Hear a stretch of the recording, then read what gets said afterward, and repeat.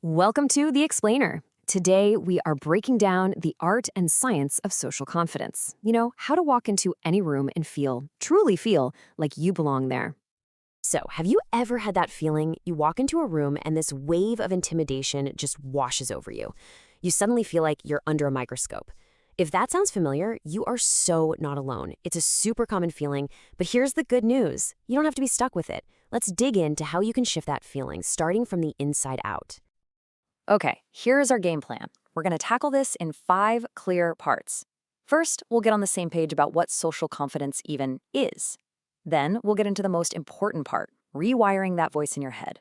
After that, we'll build a solid foundation with some real, actionable steps. And finally, we'll cover the stuff people see on the outside, your body language, and of course, how you handle a conversation. First things first, we've got to be really clear about what we're talking about here. Because honestly, people throw around words like confidence and self-esteem like they're the same thing. They're not. And knowing the difference is actually the first step. Think of it like this. Your self-esteem is your big picture overall sense of your own worth. It's how you feel about you as a person. But confidence, that's way more specific. It's situational.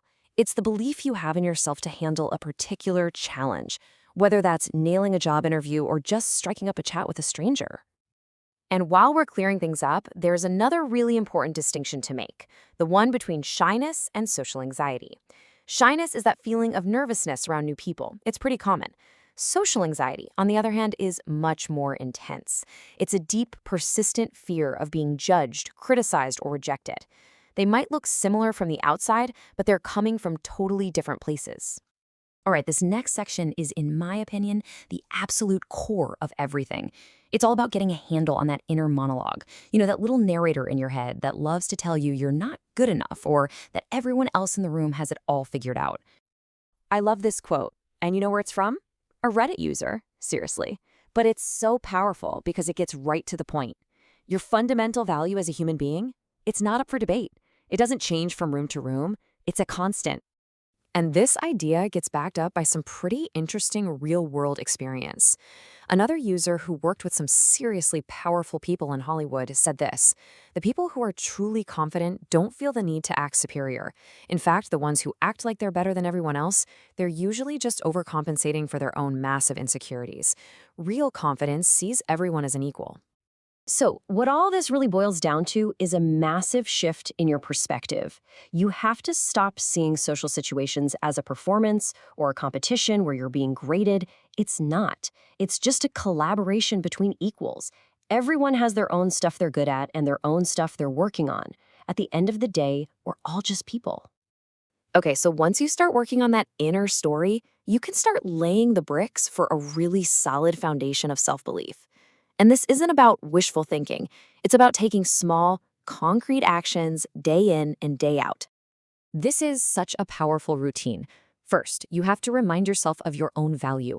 Actually, write down your wins, big or small. It proves to your brain that you're capable. Second, you build momentum. Set tiny, almost laughably small goals. The point isn't the goal itself, it's proving to yourself that you can follow through. Third, you have to play defense. Actively challenge those negative thoughts. And finally, none of it works if you're running on empty. Self-care isn't a reward, it's the fuel. All right, we've put in the work on the inside. Now, let's talk about how to show that confidence on the outside. Because this is the cool part. Your body language doesn't just signal things to other people, it actually sends signals back to your own brain.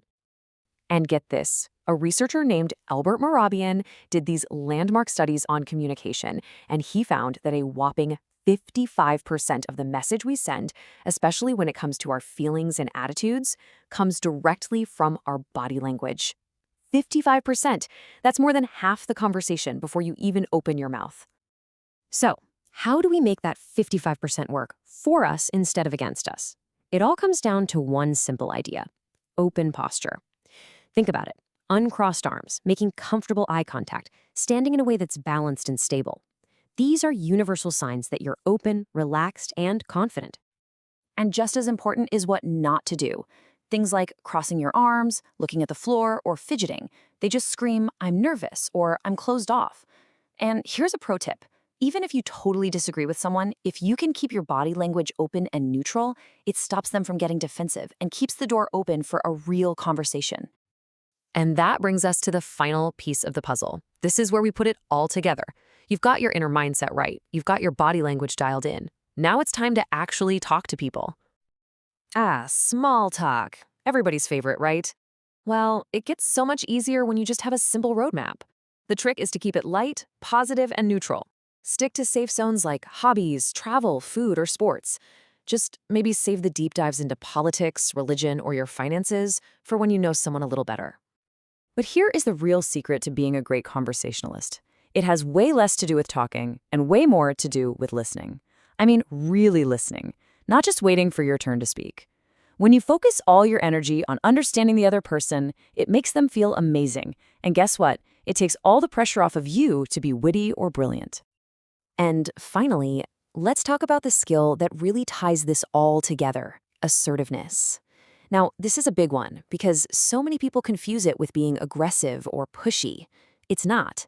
Assertiveness is simply expressing your own thoughts and needs honestly, openly, and, here's the key, respectfully. It's about finding that sweet spot of standing up for yourself while also respecting the person you're talking to. So, if you remember one thing from all of this, let it be this. Confidence is not a finish line. It's not a place you suddenly arrive at one day. It's a practice. It's like going to the gym for your mind.